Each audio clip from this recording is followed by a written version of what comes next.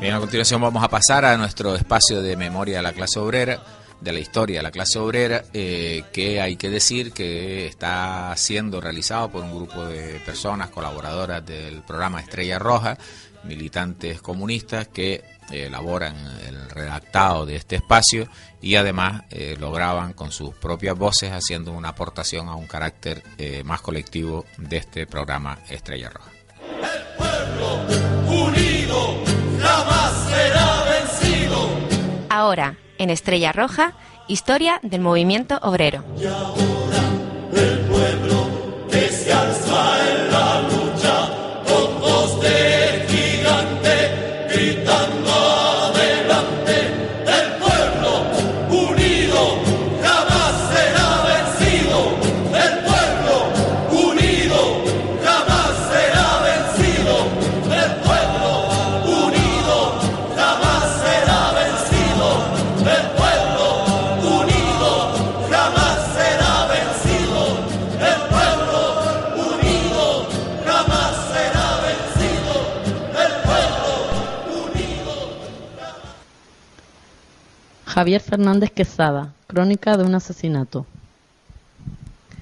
Canarias vive, entre los años 1976 y 1977, una etapa de gran actividad política en la que la lucha de clases conoce un nuevo impulso, con una clase obrera a la vanguardia. En el marco de una nueva crisis capitalista que se había manifestado mundialmente en 1973 y que en España empezará a hacer efecto fundamentalmente desde 1975 en adelante, se suma la muerte de Franco como elementos que van a instigar a la clase dominante española y canaria a reacomodar sus estructuras de dominación de clase acorde a la nueva situación política económica que se abría en España. La burguesía española necesitaba adecuar el capitalismo español y acompasarlo al capitalismo eurooccidental para no perder posiciones de privilegio en la cadena imperialista. Este reacomodo tendrá su expresión en los pactos de la Moncloa y en la llamada transición política, puerta de entrada a una nueva forma de dictadura del capital basada en el parlamentarismo burgués. Este incremento de la conflictividad de clase se va a reflejar en fenómenos como Pueblo Canario Unido.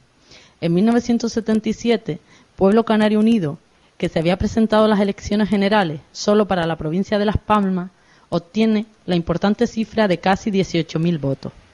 Este ascenso de la lucha de clases que se palpa en la provincia de Las Palmas también lo vemos en Santa Cruz de Tenerife, donde, ante los ataques de la patronal franquista, los sectores más conscientes del movimiento obrero y sindical convocaron una huelga el 12 de diciembre de ese mismo año, de 1977. Los principales sectores en huelga eran primeramente los trabajadores del frío, que habían sido todos despedidos de manera ilegal, así como las empresas dependientes de este sector. Por otro lado, unos 4.000 trabajadores del tabaco que llevaban en huelga desde el 14 de noviembre, además de los guagüeros y otros sectores del transporte. A todo esto se suma el apoyo de organizaciones comunistas, independentistas, sindicalistas y el fuerte apoyo de los estudiantes universitarios de La Laguna. La mayor parte de esas organizaciones eran ilegales, lo que no impidió que desplegaran un importantísimo trabajo de agitación con el reparto de miles de octavillas donde explicaban la urgencia de la realización de la huelga. La huelga obtuvo un gran éxito, sumándose todo tipo de trabajadores y trabajadoras, desde trabajadores de la banca, cajas de ahorro y otros bancos, hasta los trabajadores de litografía Romero, de la cervecera, etc.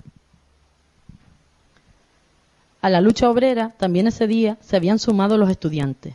En el campus de la Universidad de La Laguna, obreros y estudiantes se defendían de la agresión policial injustificada desde una barricada en la calle Delgado Barreto y desde la azotea del mismo edificio universitario.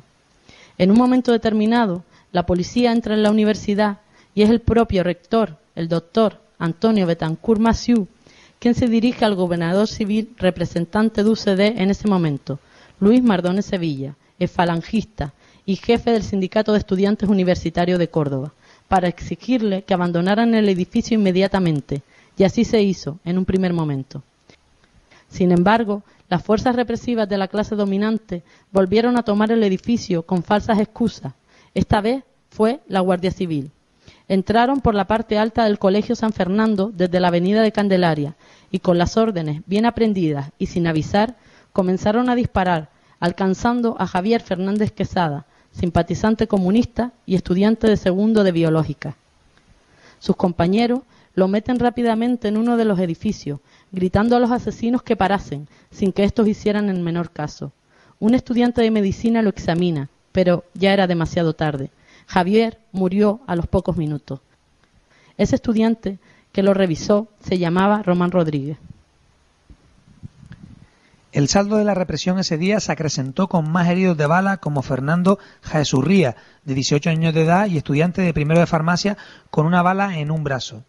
Nicolás Lescano Lorenzo, un niño de 13 años, herido de bala en un hombro mientras observaba desde su colegio los acontecimientos.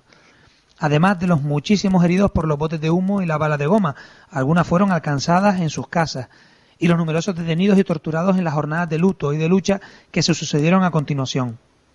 En los días siguientes a esta jornada de lucha, en la que se produjo el asesinato del compañero Javier Fernández Quesada, la reacción popular fue contundente, produciéndose varios altercados.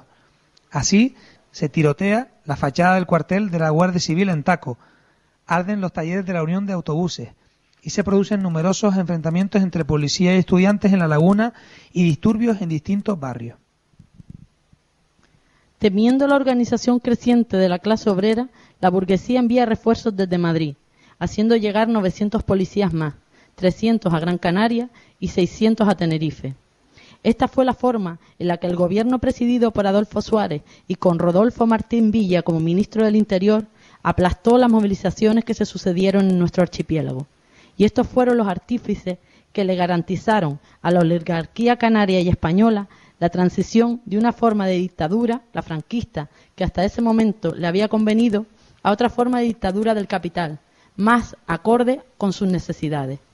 Desde el mismo momento del asesinato de Javier Fernández Quesada, la burguesía levantó un muro de mentiras tras el que ocultar la brutal represión que estaban ejerciendo tanto en las islas como en el conjunto del Estado.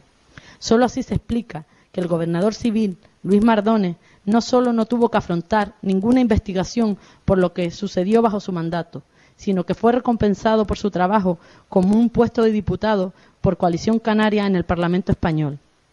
De la misma forma, ni el comisario José Matute ni el resto del Cuerpo Nacional de Policía, asesinos de Javier, fueron nunca ni serían juzgados. Es más, el torturador José Matute, que además tenía sobre sus espaldas el asesinato del obrero de la construcción Antonio González en 1975, fue nombrado durante la transición defensor de los derechos de los detenidos. Mención especial merece Román Rodríguez, actualmente presidente de Nueva Canarias. Constituye este Román Rodríguez un ejemplo perfecto de travestismo político y defensor impertérrito de la burguesía canaria a capa y espada. Fue él el estudiante de medicina que atendió a Javier nada más recibir el disparo. Pese a ello, no tuvo reparos años después, ya como portavoz de la patronal canaria y siendo ponente de Coalición Canaria en los debates sobre la ley de la memoria histórica, en votar a favor del proyecto del PSOE, auténtica burla de la memoria histórica. Como no ha tenido nunca reparos en compartir mesa, mantel y partido político con Luis Mardones, como diputados ambos de Coalición Canaria en Madrid. El caso de Javier Fernández Quesada es un ejemplo más de que siempre que se produce un avance de la clase obrera se va a encontrar enfrente con la represión organizada de la burguesía, que tiene su engranaje perfectamente definido y no permite nada que se salga del guión. A la represión física siempre le sucede el muro de mentiras con el que la burguesía trata de ocultar su represión y criminalizar cualquier tipo de protesta de clase obrera que amenace su dominio de clase. Hay muchos ejemplos de esto, como el que han protagonizado el colectivo de jóvenes estudiantes preparados, entre los que se encuentran militantes pertenecientes al colectivo de jóvenes comunistas y que fueron fuertemente represaliados el día de la inauguración del curso universitario en este año 2012 y que, sin embargo, siguen luchando a pesar de la represión física y de los montajes policiales. Estudiantes como el propio compañero Javier Fernández Quesada, que merecen el reconocimiento especial y la admiración de toda la clase obrera.